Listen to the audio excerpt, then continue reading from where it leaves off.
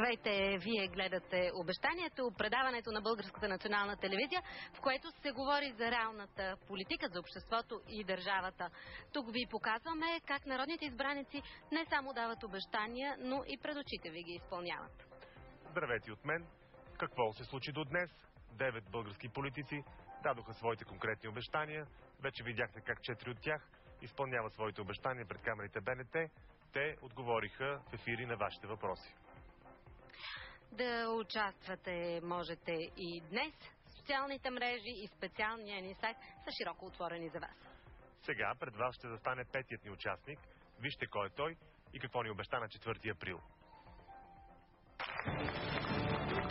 Атакуващият политик осъществил трите си детски мечти: да кара колело, да вдигне къща и да има син. Любителят на екстремни преживявания, който с еднаква жертвоготовност се гмурка по океаните, изкачва планините и скача с парашут от 5000 метра. Депутатът, който за очудване на мнозина работи за каузи, не за средства. Който влезе в политиката само с добри намерения и силно вярва, че това не е пътят към ада. Инженерът, предприемачът и депутатът Николай Пехливанов. Тук съм с идеята да направим един закон, който вече е приет от Народното събрание, максимално действащ и полезен за гражданите. Обещанието ми е свързано с начина и качеството на живот на над 3 милиона български граждани, които живеят в жилищни сгради и кооперации. През тази година по европейска програма са предвидени 63 милиона лева за саниране на частни жилищни сгради. За съжаление, към днешна дата броят на желаещите е изключително малък, което основно аз си го обяснявам с липсата на информираност и познание по темата. И точно в този контекст е моето обещание през следващите 3 месеца да обуча 240 домоуправителя как да участват и да кандидатстват за усвояване на тези средства. Обещанието. Господин Пехливанов, всеки нас участник отговаря на въпроса защо приехте да участвате в това предаване. Добър вечер. Добър вечер. Така, все пак да си представя и за вашите зрители, за нашите зрители. Аз съм депутат от Атака. Не съм така агресивно настроен, съвсем нормален, тъй като доста се изписаха последните няколко седмици. Така ни описаха като цяло като ини демоли. Член съм на парламентарната група, от тези, които продължават да бъдат членове в тази група. Защо се ангажирах да участвам в вашето предаване? Значи, за мен е изключително важно един български политик да може да поема обещания и да ги изпълнява. За съжаление, през годините масово българските граждани така с голямо недоверие гледат на политиците, от гледна точка на това, че обещават много неща, а не се случват. И за мен това е един изключително добър повод да покажем, тъй като аз съм и прагматик като цяло, да покажем как може да се поемат обещания и да се изпълняват. Ние ще разчитаме много на вашия прагматизъм в това предаване. Господин Пехливанов, доколкото разбирам, именно градоустройствените теми са вашата стихия, те са ви при сърце. Включват ли това проблемите, примерно, на Софийската джамия? Знаете защо ви питам това? Ще ви отговоря за Софийската джамия. Да, аз наистина се занимавам с градоустройство, с проблемите на устройственото планиране. Като цяло заместник-председател съм на Комисията по регионално развитие и местно самоуправление и съм строителен инженер, предприемач съм по душа и по професия, за това, че идвам от гилдията, познавам, може да се каже в детайли проблемите и начина, по който се организират ини процеси като устройствено планиране и така нататък. Сега проблема с джамията, това, което ме питате, може би имате предвид, че се очаква да има нова джамия или ново училище. Знам, че... Въпросът ми съдържа целият подтекст, който се очаква да съдържа. Да. Вижте, като цяло според мен не е изчистен глобално въпросът относно религиите и хората, които ги изповядват, тъй като, доколкото аз съм запознат, има регистър, който трябва да се води към общините, където ясно да се посочват какъв е броя на активните групи граждани, които изповядват дадена религия. На тази база вече да се взимат предвид има ли нужда от нови от нови храмове и къде точно трябва да бъдат организирани, тъй като според мен не е само въпроса за джамията, въпросът е има ли нужда от арменски църкви, има ли нужда от още синагоги, от още български църкви.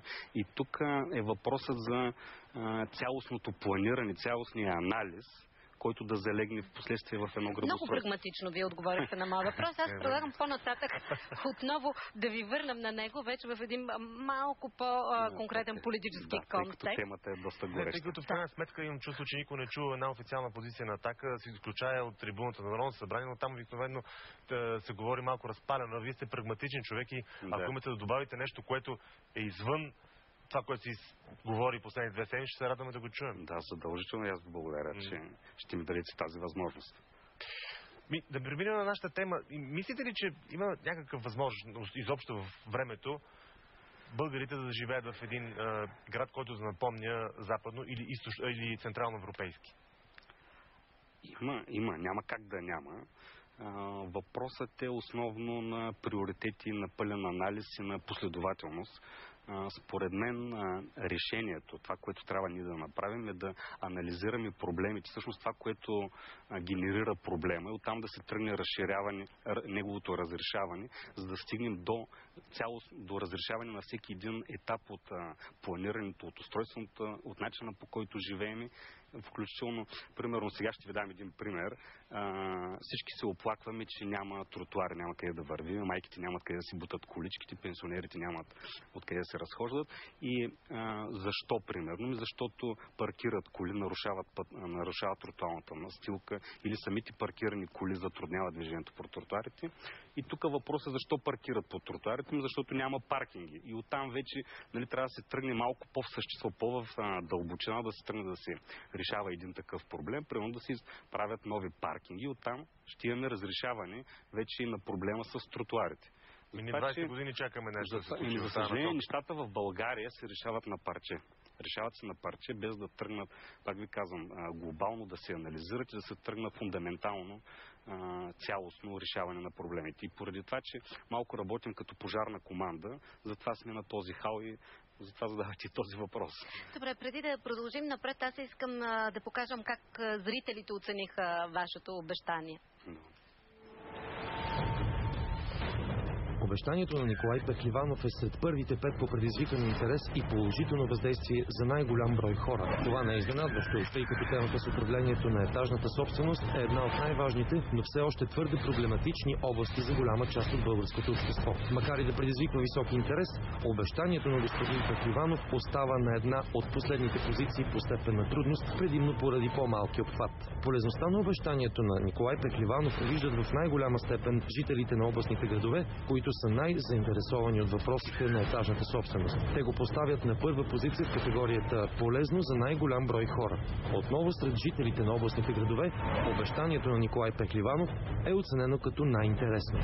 Малко по-резервирани са в своите оценки жителите на столицата и малките населени места. Ако при първите резервите са свързани с скептицизъм, доколко сдруженията на етажната собственост могат реално да функционират, при вторите този проблем стои по-слабо на дневен ред, защото в тях хората обикновено живеят в еднофамилни къщи. Обещанието.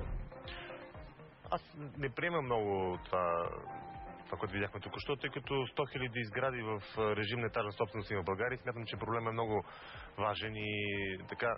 Вие какво ще коментирате? Проблемът е изключително важен и касае много голям брой хора. Над 3 милиона български граждани живеят в режим на етажна собственост. Над 100 000 сгради, както казахте ви, се нуждаят спешно от саниране. За съжаление, България на последно място по обновяване на сградния си фонд в Европа, което е една тревожна картина. В последните 20 години ние активно експлоатирахме сградите си, без да се грижим за тях и без да ги ремонтираме. И за съжаление, към днешна дата състоянието на сградите е изключително трагично. Навсякъде сме на последно място. Да, за съжаление така. Навсякъде, в който и град български да се разходите по улиците, ще видите... То няма нужда повече да се казва, че сме на последно място, защото то се знае. Ще видите сгради, които са с паднали мазилки, с в един изключително неогледен вид. Затова, че въпросът е много важен, той е фундаментален, защото ако не се вземе решение, то политическо, в посока тръгване, обновяване на сградния фонд, не знам какво правим след 10 години, ако продължават нашите сгради да се рушат.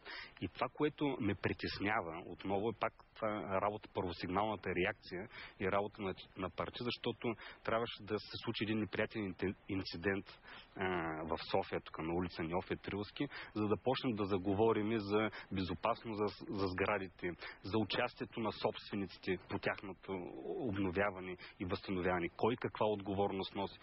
Но както и сам казвате, освен за политическо решение, тук става въпрос и за инициатива на собствениците, за реална отговорност от тях. Колко души, например, се свързаха с вас и ви потърсиха след като вие дадахте това обещание? Да, моите големи притеснения бяха по броя на желаещите, които ще се запишат за това обучение, което аз организирах. И в начало така тръгна доста слабо, което ме притесни до известна степен, но следствие и на моята кампания, която проведах, и на вашето предаване, броя изключително много се увеличи и в момента е над 300 души имаме записани за тези обучения.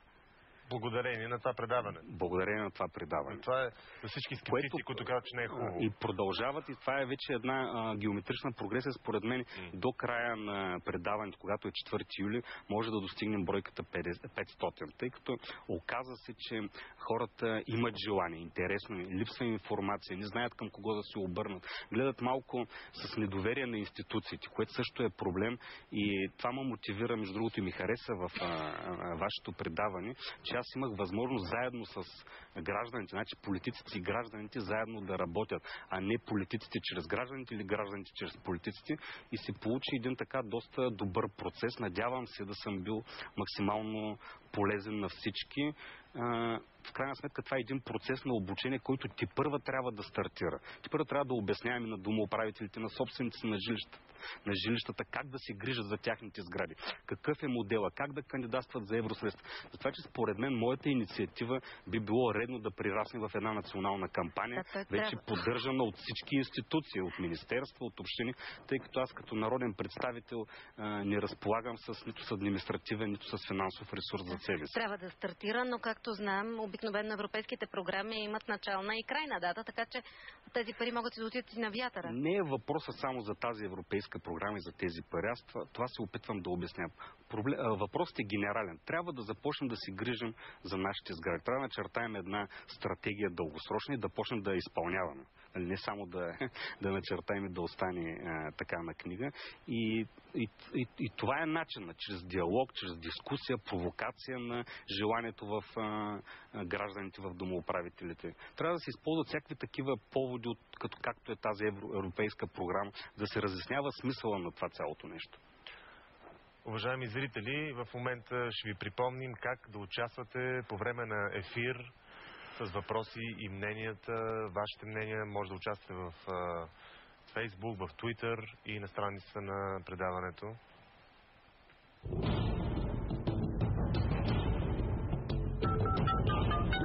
Одобрявам 1681. Не одобрявам на 1682. Пишете, опитайте, коментирайте.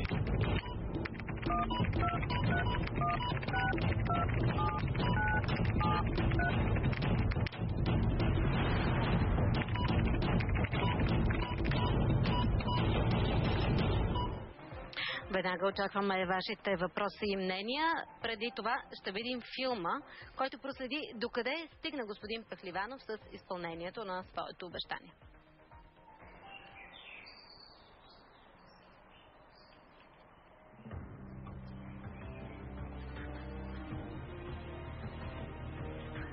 За мен е много важно да се обещават неща, които са изпълнени и могат да бъдат изпълнени.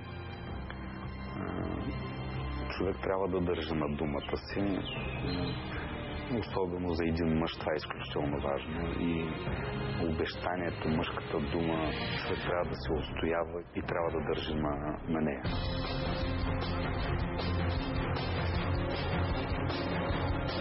Като строителен предприемач, влизайки в политиката, за мен беше много важно да изчистя някои неща, които не съм съгласен и виждам, че има проблем като цяло в България.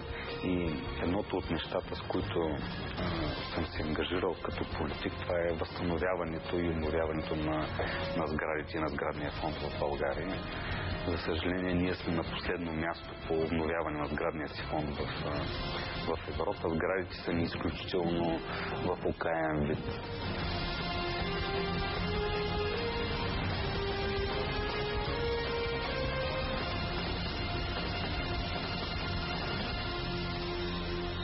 Тук съм живял 2 години в този блок в Студентски град. Като гледам, блока не се е променил много. Тогава, от когато аз съм живял в него, се е останал в същото състояние. Сега радостното е, че виждам тук съседство пък другия блок, който пак е, ако не се лъжа, пак на Диас, който е изцяло обновен и саниран, което е радостно и може би това е начинът, по който трябва да се управляват всички сгради в Студентски град.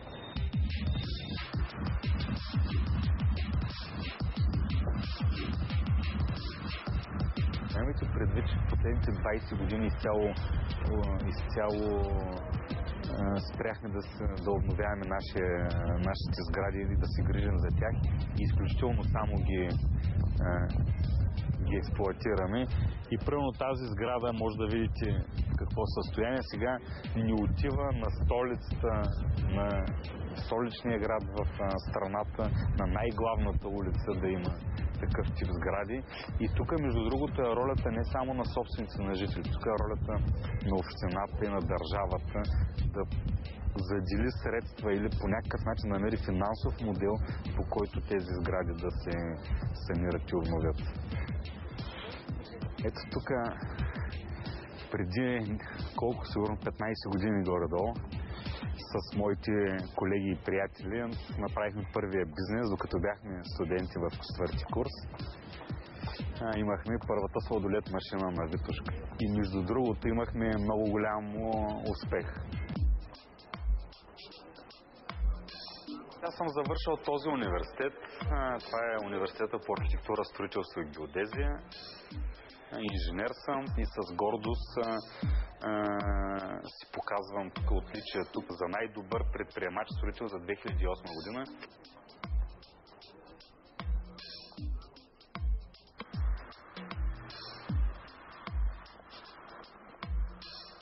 Разхождайки се до университета, минавайки до парламента, където сега работя, постоянно се сещам за първите ми студентски години, годините, които бяха свързани с много голяма емоция и така първични инстинкти от гледна точка на това, че мечтаехме много, мечтаехме за живота, как ще изглежда страната ни, как ще се развием и ние, но няма как да ни се припомня и студентските стачки, които бяха един от емблематичните в моя живот. Тогава сваляхме правителството на Андрей Луканов и точно тук пред университета на тази градинка се събирахме всички, скандирахме пред Народното събрание, където па сега аз работя. Тогава Андрей Луканов подаде оставка и всъщност по този начин се даде началото на демокрацията. След което всички се разпръснахме, всеки си тръгна по неговия житейски път.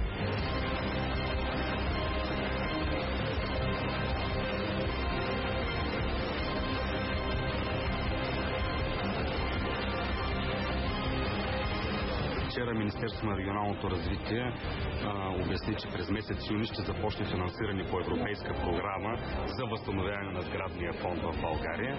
За съжаление обаче ние очаквахме тази програма да бъде съпътствана от един финансов модел, с който да успеем да подпомагаме гражданите за тяхното самоучастие. Искам да ви кажа, че по 5000 лева средно излиза самоучастие за един апартамент, сума, която е непосилна за много български семейства. Анализирайки с моя екип целият процес, разбрахме, така успяхме да дефинираме два основни проблема. Един път е съзнанието на хората, тяхното възприятие за собствеността на сградата и втория проблем беше чисто финансов. Добре дошли. Благодаря ви, че се отзовахте на моята покана. Темата е свързана с моето обещание, което поех пред предаването на канала Едно обещание. То е именно да обуча в рамките на следващите 3 месеца 240 домоуправители как да кандидатстват за усвояване на евросредства. Вижте, основно имаме три задачи, които трябва да изпълним. Първата е да наберем домоуправителите, тези 240 домоуправители. Второто нещо, което трябва да направим, е да организираме самите обучения. И третия момент е да направим екипа, който да обучава. Обучителният екип, аз го виждам в рамките на 3-4 души, които да сме юрист, плюс 2 експерти. Аз също ще се включа.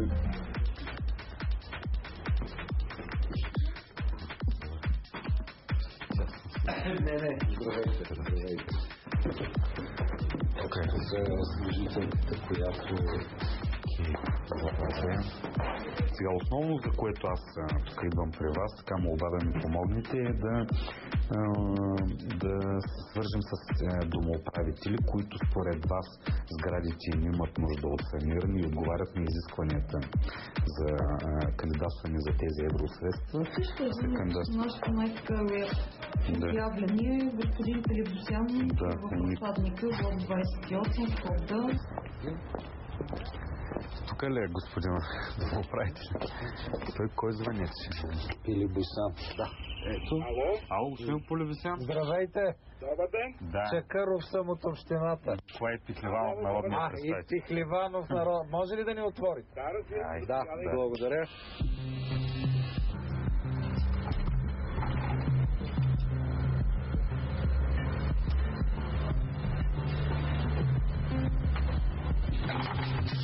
Аз организираме едно обучение на домоуправители, които са домоуправители на жилищни сгради. През тази година има отпуснати 63 милиона лева за обновяване на частни жилищни сгради. Не знам дали сте запознат по европейска програма. И аз се ангажирах тук с предаването на канала Едно обещанието да обуча 240 домоуправители и с помощта тук на районния кмет и на служителите на район Красна Поляна. Те така дадаха домоуправители, с които в активен контакт и диалог и казаха, че вие сте един от най-инициативните. За това, че ето, тук сме подготвили една брошура, всъщност темата е как да вземем евросредствата за саниране на личните си жилища. Мисълта ми е, че тази програма също може да смените до грамата на общи части, защото вие сега сте махнали радиаторите и също това не е отоплявано. А пък ако се смените до грамата, си толкова изолирате сградата, спокойно може да си монтирате вече радиаторите, тъй като няма да имате почти никакви загуби.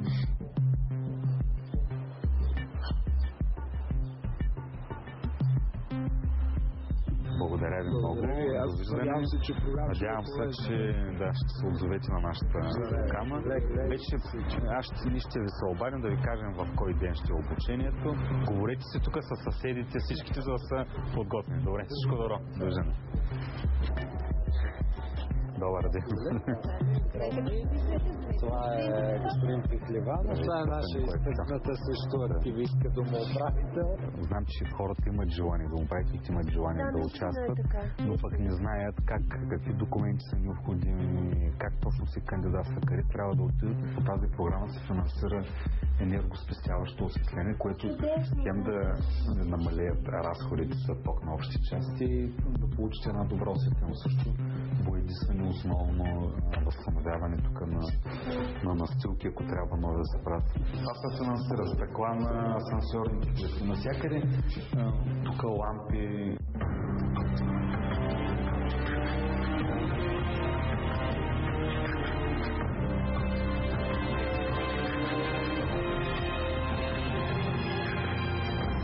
Това, че трябва да се сгрижим за сградите, че е необходимо тяхната поддръжка, да инвестираме в тях е въпрос на мотивация от самите граждани.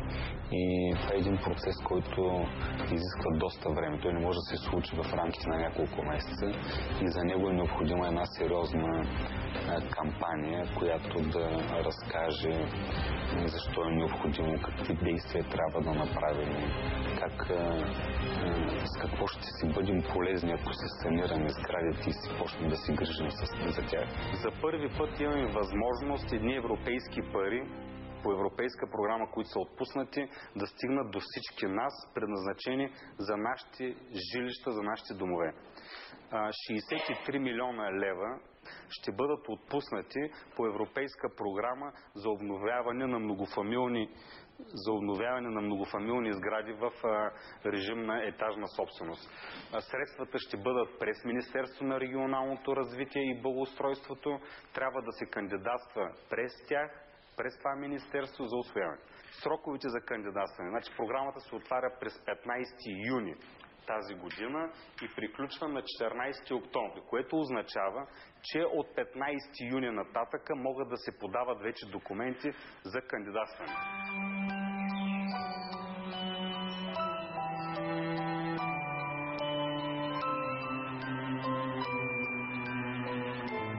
Обучението, разясняването на по какъв начин трябва да си грижим за сградите си, как да си грижим за сградите си, как да кандидатстваме за едни средства, които са ни дадени от Евросъюза. За мен това е наистина много практично, много полезно и нещо, което е свързано с крайния резултат. Дори след като приключи предаването, ще продължа да работя с всички тези домоуправители и ще продължа да им помагам, за да успеят наистина те да реализират тяхните си проекти и да успеят да си обновят и санират сградите, в които се живеят. Грижейки се за нашите градове, ние трябва да оставим една много по-добра градска среда и за нашите деца.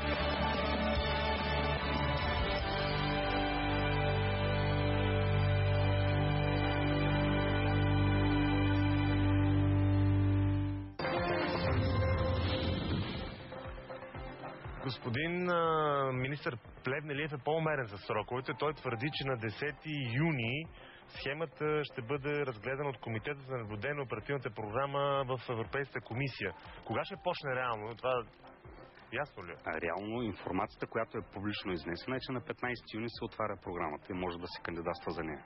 Добре. Конкретно хората, които ни гледат, 100 000 етажни собствености в България в момента, евентуално, какво трябва да направят 1, 2, 3, за да кандидатстват за усвояване на тези пари?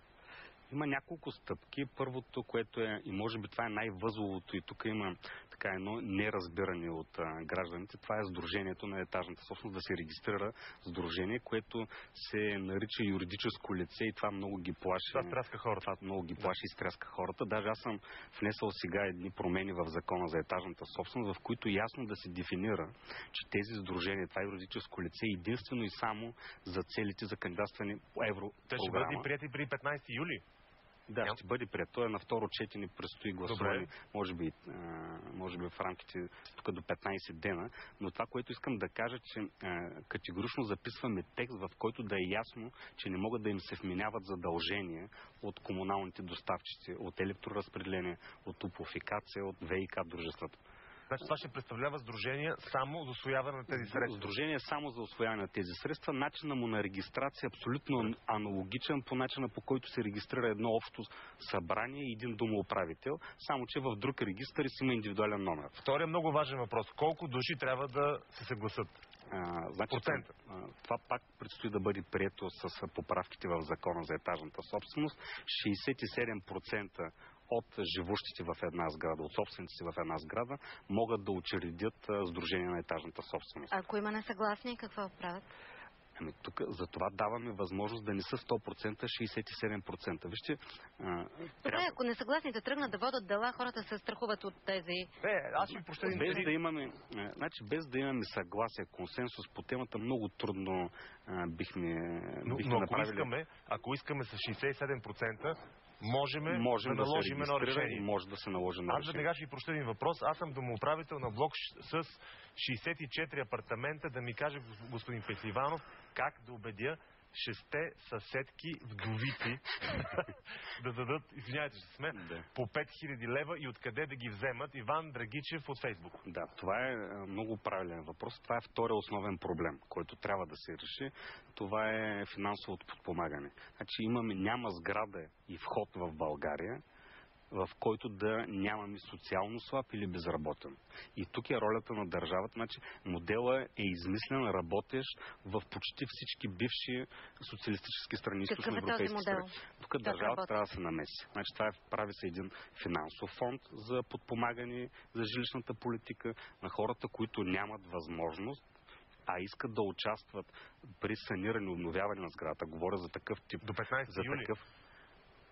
За съжаление, аз ви обясних, че нека да говорим е конкретно виновни. Значи ние тук прехвърляме топката на администрацията. Значи аз очаквах Министерството на регионалното развитие и благоустройство, когато излезе с концепция по тази програма, очаквах от тях да предложат преди около 3 седмици, някъде един месец, очаквах от тях да предложат финансов модел точно за решаване на този проблем. Те ще извъна с Дянков. Ама те са едно правителство, в крайна сметка да си в една къща живеят и работят. Вие не се разграничавате това правителство вече, надявам се. Аз не, че не се разграничавам от тях, но по-скоро очаквам от тях реални решения, защото... До 15 юли, пак повтаряме, защото отново това, което искам да кажа, значи гледа се на проблема само едностранно, като еднодневка, не се гледа генерално, не се налага някакъв модел, който да работи в следващите 10-15 години и сега да се стартира. Добре, какво е вашето конкретно предложение по отношение на това финансово подпомагане, така че да може да заработи? Моето предложение е финансовото министерство да задели целеви средства за подпомагане на социално слаби и безработни при саниране и обновяване на сградния фонд. Това са средства, които не се дават безвъзмезно. Те се отпускат под формата на заемстване и когато в случай на смяна на собствеността или на унаследяване, тези средства се дължат в последствие на държавата. И това са средства, които един вид стават оборотни и в българската икономика, и в жилищната среда, не са безвъзмезно загубени. Аз ще си позволя да ви задам един въпрос, който нито един политик няма да иска да чуе. Според вас, един човек, който през деня роби в кофите за буклук, а живее в жилище, което има пазарна оценка 200-300 хиляди лева, беден ли или богат? Ами да. Значи, вижте, ние можем да принуждаваме хората да си продават жилищата и да ходят в други по-малки жилища или да се сменят градовете и кварталите, в които живеят. Всеки сам преценя за какво ще си харчи парите, в крайна сметка, какво да прави със състоянието. И тук много е правилно въпроса, който зададахте, защото се оказа, че над 70% от състоянието на българите в неговото жилище. Да, всъщност вие казахте, че това е една от пречките, тази раздробена собственост и направихте аналогия с бивши други социалистически страни. Да, за съжаление, това също е проблем. Тук трябва да се търси индивидуален подход. Не можем да копираме някакъв работещ модел на 100%, тъй като в България собствеността е раздробена, 92% от българите имаме собственост. Докато, примерно, в източна Германия, панелните им блоковите не бяха продавани на собственици апартамент по апартамент, останаха си публична собственост и по този начин много по-лесно се стартира обновяването на сградите. Имате ли впечатление от тези срещи, че хората се притесняват да влезат в съседите в финансово-юридически взаимоотношения и как може да се направи проби в това да влезат ли в бизнес, да го приемат като бизнес отношение? Тук само по себе си законът е уникален, тъй като няма институция, която да посредничим в отношенията между хората. Той регламентира отношенията между всички живущи си помежду си и дава им общата рамка. От тук нататък самите те, купувайки си жилище или собственост ли си на жилище, ти трябва да имаш съзнанието, че ще живееш в една сграда с други хора. Ще притежаваш общи части, то проценти, идеални общи части, заедно с други хора. И трябва заедно да се търсят решението, да се търси вариант. Притеснява ги. Винаги има хора, които или нямат възможност, или до някаква степен провокират, саботират процеса. Друг ключов въпрос – енергийно обследване на сградата. Да, задължително е до 2014 година. Всички сгради в България трябва да имат енергийно обследване и технически паспорт.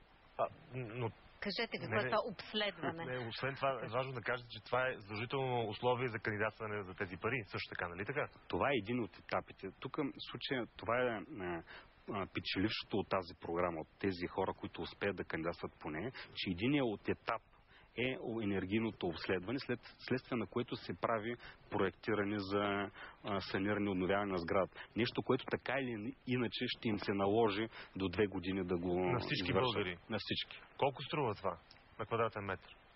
Не мога да ви кажа цени, но... Аз имам тук при мен цена между 7 и 15 лева на квадратен метър за строена площ на сградата. Не е коректна цената. Това, което ние имаме като информация за една сграда с около 20 апартамента, около 1500-2000 лева струва. И вероятно цената обаче е различна за сграда в центъра на София, стара сграда в центъра на София или за панелно жилище в лошо състояние? Всяка една сграда е индивидуална. И тук всъщност сега се сетих ролята на държавата. Значи какъв е проблема? Имаме много типово строителство, извършено по времето на социализма, преди 90-та година. Това са панелни блокове, които са правени по един и същи типаж, по един и същи проект. Какъв е проблема държавата да инвестира в това енергийно обследване, след като сградите са едни и същи проектите са почти еднакви. Типови. Да се направят тези типови проекти, 10 ли са, 15 типови проекта и в този случай да не натоварваме излишно обществото, а и процесът да го задвижим и да му дадем една следваща степен на завършеност. Собствениците на жилища в отделни блокове няма да се състезават по конкурентен принцип. Парите ще се раздават по принципа първия печели до изчерпването им. Така ли е?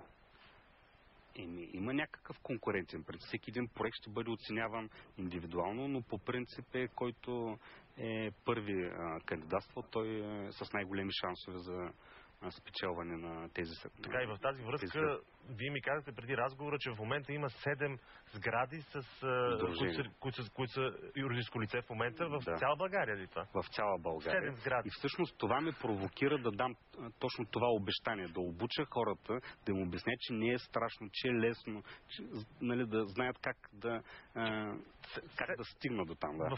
За тези пари в момента ще могат да кандидатстват на този етап 7 сгради в цяла България за 63 милиона. Което компрометира цялата програма. Цялата идея, де факто... Освен ако вие нямате шабетен успех с тази за програма и обучили над 200 домоуправители. Надяваме се, че... Може би един от тях пита, ще се паднат ли на сграда по 262 500 лева, ако приемем, че всички 240 домоуправители бъдат добри ученици и успеят да кандидатстват. Не, ориентировъчно сметката показва, че средствата ще стигнат за около 500 сгради в режим на етажна собственост.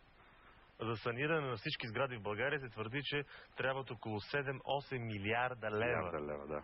Толкова сумата е доста огромна, затова че трябва сериозно да си гледа на този проблем. Това ни предстои. Нали? Няма какво да се правим, че не съществува този проблем и така да се заровим главата в пясъка и да си мислим, че го няма. И си живеем прекрасно вече 20 години, така наречената промяна. За съжаление, другото, което е, че масово свикнахме средата, която наобикаля да е така доста... Да я приемаме, а тя изглежда доста... А тя не е нормално. Това също е основен голям проблем. Аз днеска прочитах една много интересна новина, че Германия до 22 година ще се откаже от ядрената си енергетика, ще компенсира това по 3 начина. Вятърни централи, енергия от биомаса и, подчертавам, субсидирано саниране на сградния си фонд. Да. Какво е вашето мнение за ядрената централа Белене? Какво е моето мнение за ядрената централа?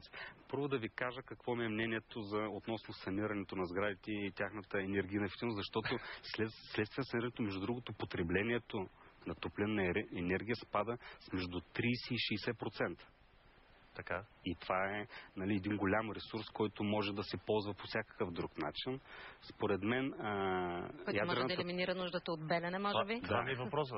Но според мен, трябва да се търсят възможности за нови енергоизточници, но не на всяка цена. Субсидираното в Германия, пак подчертах, субсидирано ще се санира сгради, за да се компенсира липсата на ядрена енергетика. Да, това тук отново е управленско решение. Ролята на държавата, тя създава приоритети и решава да инвестира. И добрите позиции на зелените в Германия в момента да забравяме. Да, тук нямаме зелена партия. Имаме. Така ли? Има, да, само че не е в парламент, не? Зелената партия всички. Може би е време да видим младите, които не знам на чии партии са симпатизанти, които задават своите въпроси към вас, участниците в големия избор, на вашето внимание.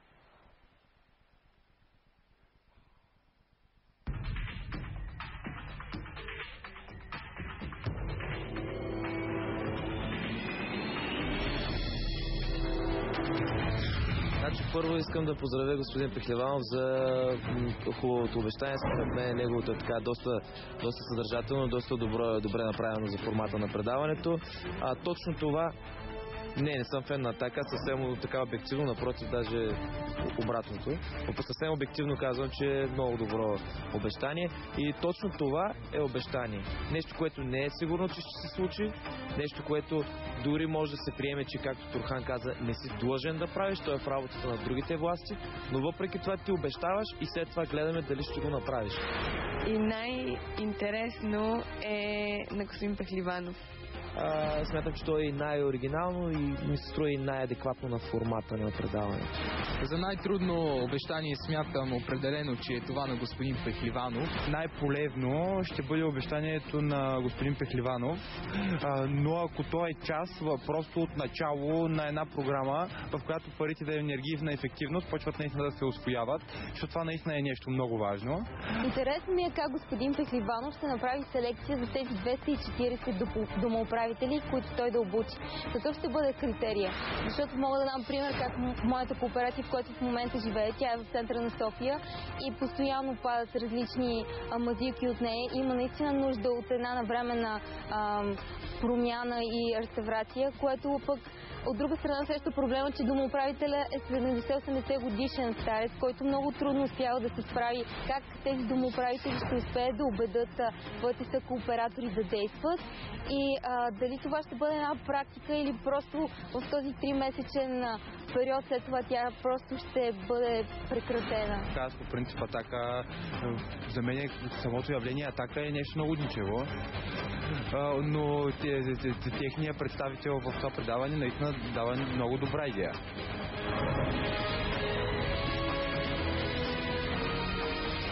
Обещание.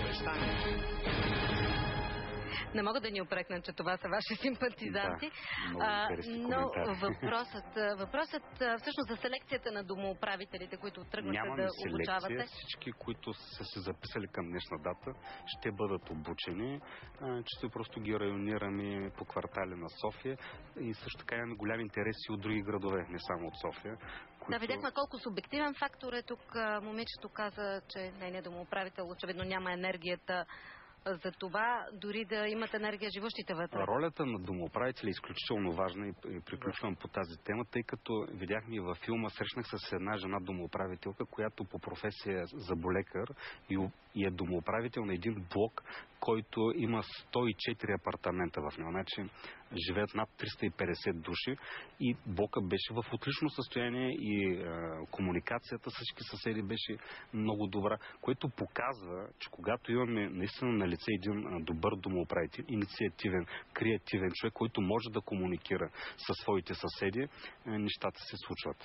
Господин Пехливанов, преди много години, когато в България е имало държавност, в партерните етажи се строяха специални апартаменти за портиери. Какво е вашето мнение за така наречените за длъжността платен домоуправител или портиер? Според мен трябва да има опция за платен домоуправител в случай, когато никой от съседите не иска да се ангажира с тази дейност, тъй като не един или два са случаите. И аз в тази посока също имам предложение в настоящите промени на закона за етажната собственост. Пак ви казах, ролята на домоуправител е изключително важна и ключова. Няма значение дали той ще е собственик или ще е външно лице. Важното е наистина той да е подготвен да управлява този блок и този вход.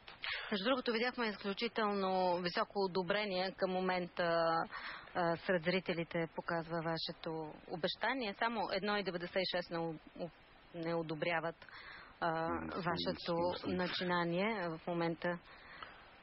Това показва гласуването.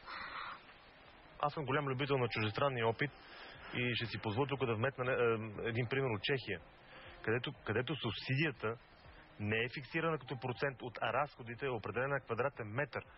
И това е направено с една много ясна цел, да се избегне спекулативното дигане на цените от хората, които ще извършват тези санирания. Защото в момента, в който знае, че има някъде пари, българин е склонен да почне там да твари, дето се вика.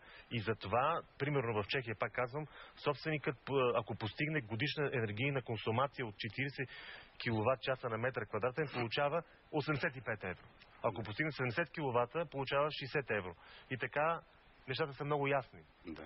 Има различни модели. Аз ви казах, има различни модели, работещи. Въпросът е ние в България кой ще изберем и как ще го приложим. Господин Петров, няма време за избор повече. До кога ще избираме? Между другото, господин Пехливанов, промъкна се и такъв въпрос в мрежата. Вие казахте, че се занимавате с строително предприемачество. Имате ли личен интерес? Не, нямам личен интерес, да. Господин Пехливанов е политик, той вече не се занимава с строителство, нали така? Аз съм предприемач, но нямам интерес. Добре. Въпроси от Фейсбук имаме ли?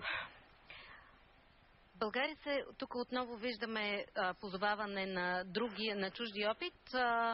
Иван Димитров от Фейсбук казва: България се различава от санирането в други европейски държави, където то започва с заснемане на връзките между отделните панели, евентуалната им поправка, а козметичните поправки са на последно място. Очевидно се има предвид, че тук се правят основно козметични поправки. Да, точно такъв е моделът. Тръгва се от конструктивно обследване и ако в случай на необходимост се правят и конструктивно строителство, което да даде допълнително укрепване на сградите и да им даде допълнителен живот.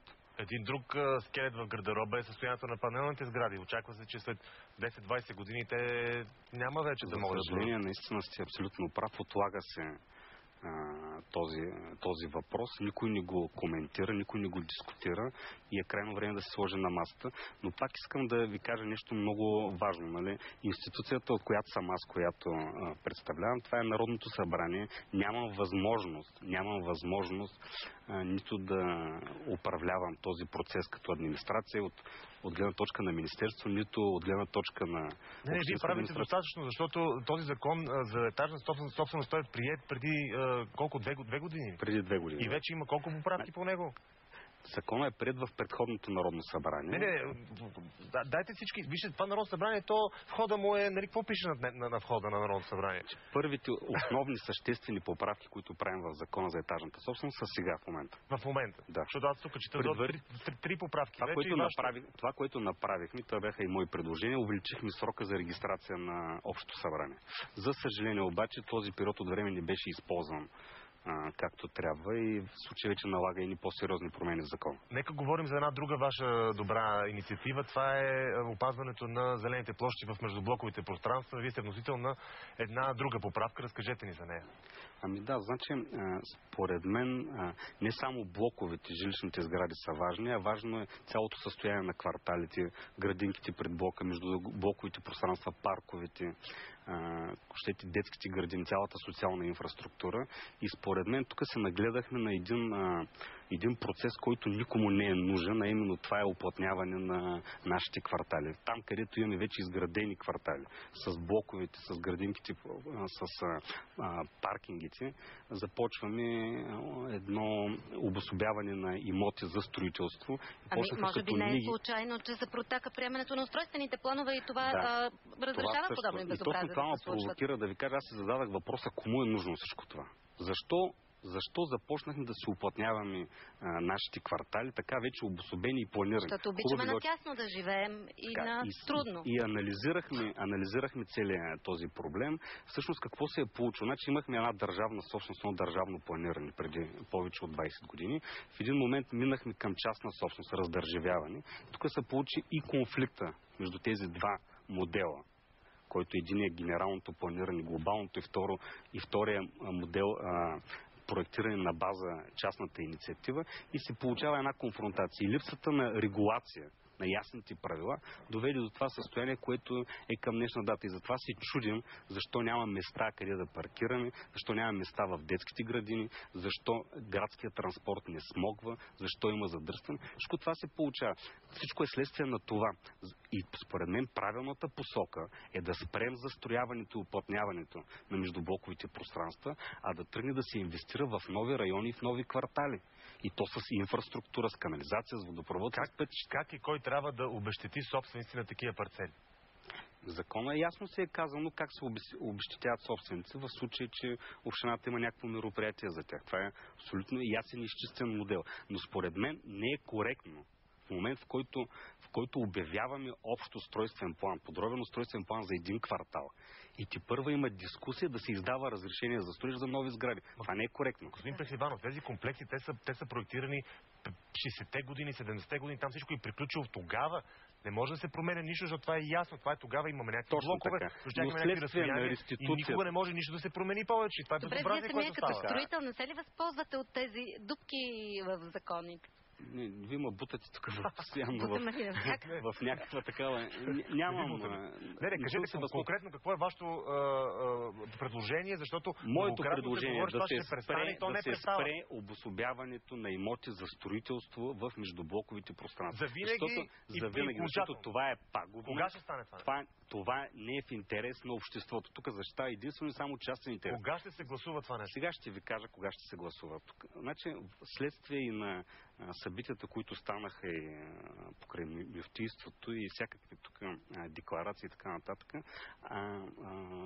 се получи един такъв момент, в който всякаква законодателна инициатива наша, народните представители от Атака, е блокирана. Закона се гледа миналата седмица в Комисията по регионално развитие. Това е моята комисия, където аз съм заместник председател. И за съжаление всички колеги казаха: много ти е добра инициативата, много хубаво правиш, но ние ще гласуваме въздържали се. И за съжаление, това е огромно мое съжаление, сме на прага тези мои предложения да ни бъдат приети единствено и само следвайки някаква чисто партийна и политическа конюнктура. Дойдохме на темата всъщност по един друг начин. Но така или иначе парламента прие тази декларация, в която се разграничава от действията на Атака. 3 депутати пък напуснаха партията. Вие не сте сред тях. Означава ли това, че приемате и одобрявате това, което се случи? Аз като цяло не приемам побоищата, сбиванията, този начин на отношение между хората. По-скоро съм прагматик и гледам с аргументи да защитавам тезите, които имат.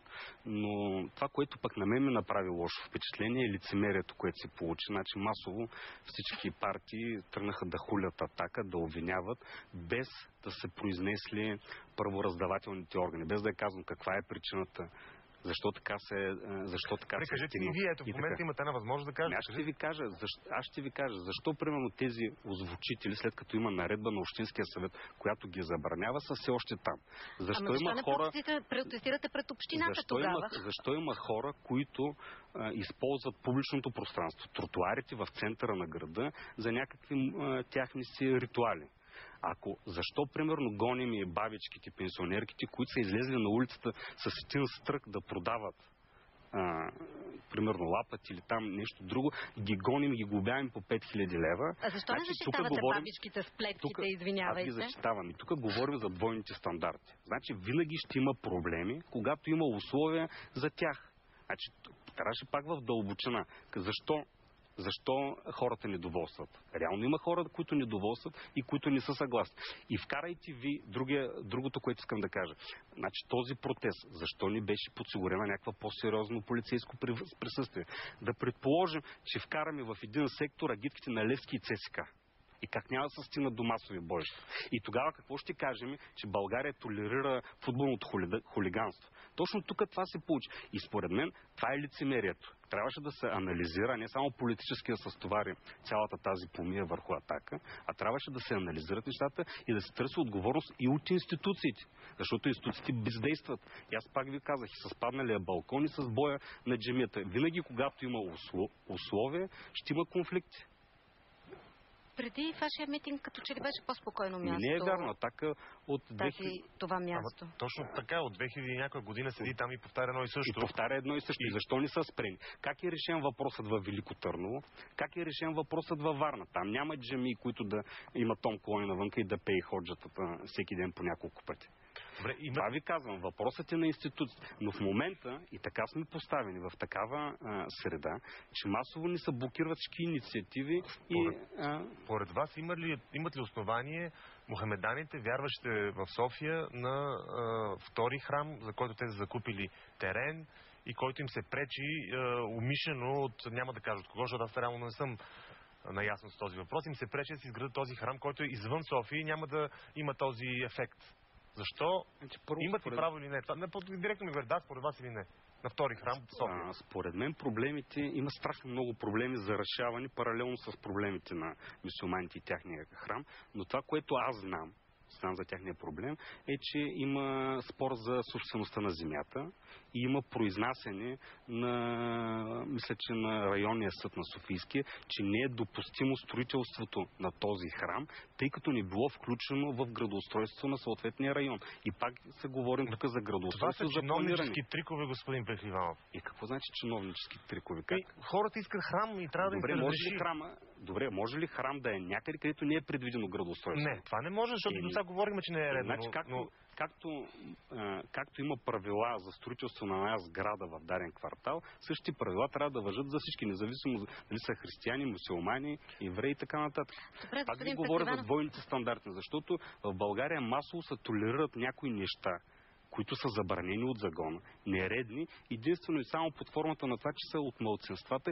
И тук говорим отново за това лицемерие, което се постига. В крайна сметка няма значение кой кара каруца с кон в център на София, дали бил циганин или българин. Важното е да не се допуска това нещо. Не смятате, че включително и вашата партия трябва да е малко по-внимателна, когато пипа етническите теми? Да, трябва да се внимава като цяло. Не е това посоката, но пак ви казвам, нека да ни избързваме да вменяваме вина на някого. Нека да се изкажат институциите, които имат право да го разследват. Ако има виновни, трябва да се накажат. Законът е за всички. Но вие не може да отречете, че се създаде една много напрегната ситуация в цялата държава. Това ще продължи ли до изборите? Не знам, според мен това няма нищо общо с изборите. По-скоро имаше проблема е нерешим от много време. Не мисля, че е поета такава посока. Добре, ние сега трябва да видим какво правят другите участници, докато ние си говорим тук в студиото. Обещанието. Вече са завършени новите тротуари и паркинга за автомобили в източната част на улица Трите Бора. В момента се благоустройват и прилежащите и терени. Обещанието. Петър Москов продължава да чака Общинския съвет да разгледа и гласува предложените от него промени в дейността на спешна помощ. Обещанието. И Владимир Каролев продължава да чака гласуването в Общински съвет на внесеното от него предложение за приватизация или концесиониране на Топлофикация София. Обещанието. Филис Юсменова отговори на 200 конкретни запитвания в социалната мрежа, свързани с европейските оперативни програми. Обещанието. Георги Кадиев. На 18 май 63 неправителствени съсловни и квартални организации учредиха Столичния граждански съвет, който вече има и свой правилник за работа. В инициативата се включиха и отделни граждани с активна позиция по проблемите на София. Обещанието. Ивайло Калфин направи експеримент и започна да легализира английската си магистърска диплома, за да докаже, че този процес отнема много време и пари на завършилите европейски университети. Предстои му и среща с министър Игнатов, за да обсъдят този проблем. Обещанието. Йорданка Фандъкова. Продължава ремонтът на пресъхналото езеро в Южния парк и намиращата се в близост отсечка на булевард Петко Тодоров. Обещанието. Томислав Дончев посети отново Ямбол, за да запознае младите хора с дейността си по финансиране ремонта на техния младежки дом.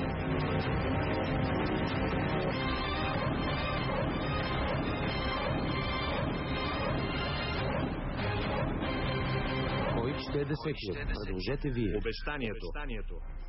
Вие решавате кой ще бъде 10-ти участник с гласовете си в интернет страницата на Обещанието, Фейсбук и Твитър, като не забравите да посочите за кое дадено изпълнено вече обещание предлагате съответната личност. Вие ли ще сте кандидата на Атака за кмет на град София? Ще ви отговоря така последния начин. Според мен в политиката трябва човек да влиза, за да решава проблемите на хората.